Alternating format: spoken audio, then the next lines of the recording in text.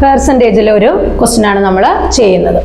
ഒരു സംഖ്യയുടെ 30%-വും 55%-വും തമ്മിലുള്ള വ്യത്യാസം 2500 ആണെങ്കിൽ സംഖ്യ എത്ര ആണെന്നാണ് ക്വസ്റ്റ്യൻ. അപ്പം 30%-വും ഒരു സംഖ്യയുടെ 30%-വും 55%-വും തമ്മിലുള്ള വ്യത്യാസം. അപ്പൊ അത് വ്യത്യാസം എന്ന് പറയുന്നത് എത്ര? 55-ന്ന് 30 പോകുമ്പോൾ എത്ര? 25%. അത് എത്ര എന്നാ പറയുന്നത്? 2500. എളുപ്പം ഇത് ചെയ്യാൻ.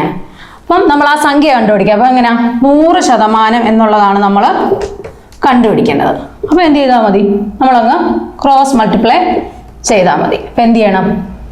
100 × 2500 ഡിവൈഡഡ് ബൈ എന്ത്? 25. എത്ര? 25 വെച്ച് ക്യാൻസൽ ചെയ്യുമ്പോൾ ഇവിടെ 4 വരും. പിന്നെ 25-നെ 4 എത്ര? 100. അപ്പം നമുക്ക് എത്ര? 10,000 എന്നാണ് ആൻസർ കിട്ടുന്നത്. ഓപ്ഷൻ ബി ആണ് നമ്മുടെ ആൻസർ.